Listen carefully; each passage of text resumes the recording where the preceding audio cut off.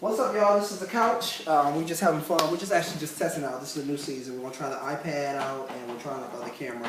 We're trying to see the pixelation quality, because for some reason they said the iPad's video quality is supposed to be better, but I still see some grainy textures. But it does allow you to get more immediate onto YouTube. Right. I'm having issues now. So I guess, Craig, you got any questions for me? Because I'm new on the couch. I know you hadn't seen the couch before. So no, I hadn't. So is this couch as... I like this. This is cool. Yeah. This is really cool. I think it would be great if it could just become really, really big. Yeah. You know, because we have so many... I feel like everybody should have a couch in every city.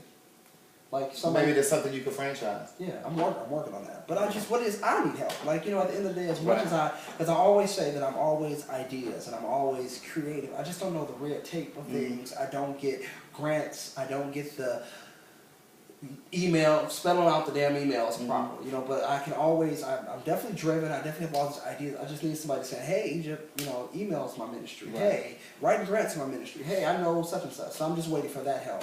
Now, I was auditioning for a reality show that I felt like, because I am so known in the gay community, that they felt like that I would overshadow their show. Have you had thoughts of shows that you may have wanted to do? Because I know, now that I know you, I'd actually like for us to do a show together, but I think we also have different ideas on where we want our show to go. I have. Okay. In fact, before I came here, I was working on some reality stuff with Dwight Eubanks from Atlanta Housewives. Okay. We actually were trying to get him his own show. Okay. Because again, I want to create projects that set an example. Okay. You know, so if some young gay boy in Dubuque, Montana looks at this video, he can see a progressive gay man who has his own business, he's an entrepreneur, and it's not just a bunch of foolishness and nonsense and reading and catty, stuff like that. But do you feel like Dwight is kind of, because the platform he came off of is kind of made to be over the top? Do you think that still perpetuates somewhat of the gay stereotype, like we're heavy into plastic surgery, we're heavy into the fashion, furs, and all that? Because, you know, for me, I guess I feel like that sometimes my shows may be too G-rated, too normal. We don't argue or fight enough on my show, so maybe it's flat. So do I have to act niggery, or do I have to be I don't think so. I think that the people who want that will tune in for that. Yeah. The people who want intellect will tune in for that. I think that's one of the things that, when you look at the way that we celebrate our gay prides versus white people. West Hollywood, right. Theirs is structured, is laid out, there are panel discussions, there are workshops, and we have those, but they're poorly attended. Everybody is just pretty much... want to go to the club to meet, to kick it later on in the night. Okay. So I think that the way that I would have tailored a show for Dwight, it would show them in a light of being a professional, being a business person, because they are literally people who are young, that are gay, who know that they're gay, but they don't have any examples in their everyday lives. Okay. So sometimes it's about connecting through that television. So, I mean, even with your project, I think that it will be something that people can log on to, as opposed to going to a sex site. Right. And see, and I will say that the goal that I have for our show, if we end up doing one, is that I do want to show Queenagers, where we're two, you know, almost adults, almost like two daddies, and we have kids on the couch who can discuss different subject matter. You can get it from your point of view, which you've had supportive gay parents, and I give them the point of view of, hey, you can get kicked out of the house. Right. Hey, your both mom and dad have a problem with me. So I'd like us to probably be the two daddies. I didn't know that. Yeah, my mom and dad put me out of the house at age 16. Really? Had nothing to do with me, and haven't since then, and I'm now, you know, 36. So they've been out of my life 16 to 36. So what's your relationship like with them now? Not at all. Neither parent? Neither parent. Either, both of them. I was put out of the house immediately at 16. My dad tried to beat the gay out of me and thought that was going to work, and it didn't work. And then I tried, well, let me move my mom, because, you know, me and my mom were already estranged younger, because during the era of child abuse, she was just regularly giving me a whooping or switches, but you know, before when the whole... Oh my God, he said a switch.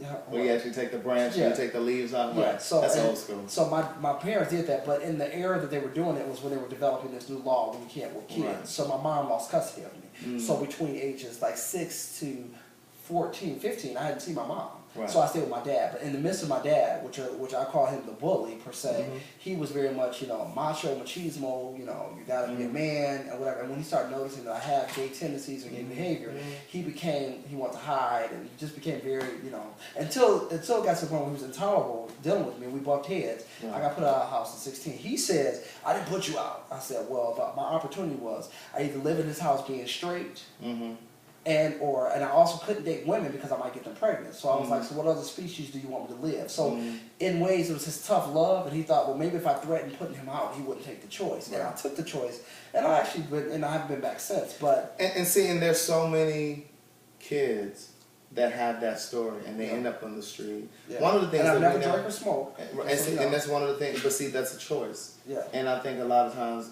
we all respond and react differently in circumstances. So you have those kids who end up selling themselves on the street, or they're on drugs, or they get into a house, and if they get into a house that's productive and is nurturing, and but then they're also the ones that encourage stealing and doing all of the kind of crazy and mind you, on this journey, I was actually introduced to a couple people tried to introduce me joining the house because they saw I was new in LA, but I was just like, I'm so much of a leader. And it's a natural progression though, in some cases, because you've been estranged from your own family, so you kind of adopt or you become adopted by this quote unquote gay family. So I just think that projects that speak to that could be incredible, could be powerful, but it's about getting that opportunity. But I think the show would probably be interesting, call it like Two Daddies, and then we would actually bring in kids who have questions about the life. We could talk to them about what it is if they're thinking about going that way, and then also showcasing an outlet where they can have something positive. Like if there is a Justin Bieber who can come on the show, and not necessarily say that he's gay or anything, but just let them know that it's cool to stay in school. And that it's cool to be different. Because a lot of times you can associate, because you play the guitar, that may be gay tendencies, but you're doing something different. So I know because it is kids, you can't really say gay, but we may label it just being different and being talented. Like, because I know a kid who could really sew at a very young age. But parents, like mine, I couldn't take home ec. That's one class my dad paid for me to get on home ec. I bought the cushions, the fabric, ready to make this pillow with my initial. And all of a sudden I get a tap on my shoulder. I'm like, I've been switched over to gym. But my dad was in the school system, so he went away. So I was like, wow. And I'm still to this day waiting to do a home ec class. Well, I think too, and as far as the gay community, we are the most gifted people alive. We are writers. We're hairstylists, makeup artists. We're interior designers, but we're also doctors and lawyers and producers, playwrights and keep our house clean, songwriters. We're all of those things. We are the entertainment industry, no matter how you look at it. And I just feel like we have got to start nurturing those talents within our community, especially when you have these young, and when I say young, I'm thinking teenager type kids, 13 to 19. Ron, can you give a look see to make sure that it's recorded? I'd be so upset if this show wasn't recorded. Now, also, people get upset with me because I call kids out, not necessarily call them out, but I may say to my partner, hey, that kid right there's going to be gay. And they feel like it's a put down, or that, no, how can you tell? And I'm like, when I look at that, that's actually a compliment. Because I'm like, that kid will probably be double-minded. He'll probably really structure the books. He'll probably be really mature for his age. And end up being great. And I get so frustrated that people are like, no, he can't be.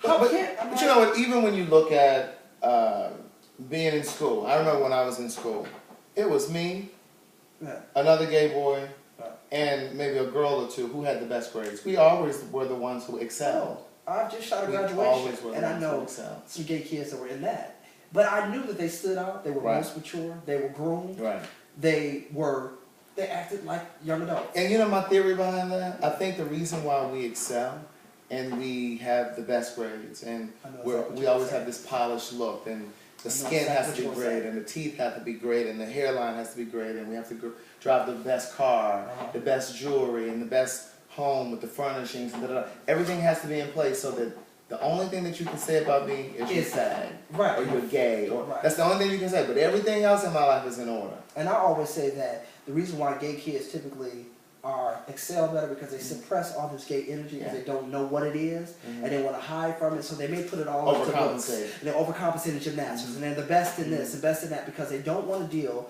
with this I guess trip to hell, because they keep saying you're gonna go there, so I think that's what happens. So I tell these parents that are out here, if you see tendency